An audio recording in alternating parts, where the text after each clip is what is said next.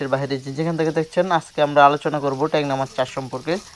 যে সমস্ত মাছ চাষি ভাইয়েরা মাছ চাষ করে থাকেন বা মাছ চাষ বিভিন্ন সময় ধরে করতেছেন, অনেকেই জানেন যে আমাদের দেশে দেশি ট্যাংরা মাছ চাষ হচ্ছে এই মুহূর্তে। অনেক মাছ চাষি ভাইয়েরা এই দেশি ট্যাংরা মাছ চাষ সম্পর্কে জানেন না। সেটা হলো, দেশি ট্যাংরা মাছ কিন্তু আপনারা এককভাবে পুকুরে চাষ করতে পারবেন এবং কি আপনারা মিশ্রভাবে চাষ করা সম্ভব। এককভাবে চাষের নিয়মটা হচ্ছে প্রতি শতাংশে 1500 থেকে 2000 পিস এককভাবে চাষ করা যায়। আর যদি মিশ্রণ খাতে পুকুরে চাষ করেন, যেরকম রুই, কাতল, সিলভার, ব্রিগেড এই সমস্ত মাছের সাথে মিশ্রণভাবে, তাহলে দিতে পারবেন প্রতি শতাংশে আপনার 700 থেকে 800 পিস বা 1000 পিস আপনারা ছাড়তে পারবেন। আর এই সমস্ত মাছ অনেক মাছ চাষি বাইরে বলে থাকেন যে এই সমস্ত মাছে কতটুকু পানি থাকলে ভালো হয়।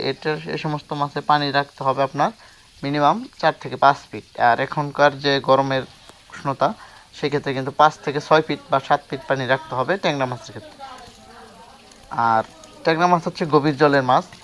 আর এটা হচ্ছে নদীর মাছের থেকে আমরা ব্রুড কালেক্ট করে তারপরে মাছের পোনাগুলো আমরা কৃত্রিমভাবে রেণু পোনা তৈরি করে তারপরে এই মাছগুলো চাষের মাধ্যমে আমরা আনা হয়েছে। যার কারণে অনেক মাছ চাষি বাইরে এই মাছগুলো চাষ করে লাভবান করতেছে। আর বিশেষ করে ট্যাংরা মাছ কিন্তু আপনার 5 থেকে 6 মাস আপনার 40টা থেকে 50টা কেজি আসবে। আর যদি আপনারা ঠিকমতো 1 বছর চাষ করেন বা 8 মাস বা 10 মাস চাষ করেন, সেক্ষেত্রে আপনার 25টা থেকে 20টা বা 30টা কেজি আসবে।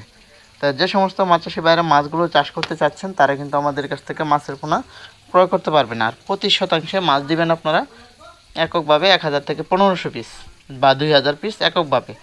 আর যদি মিশ্রণ ক্ষেত্রে দেন 800 থেকে 1000 পিস।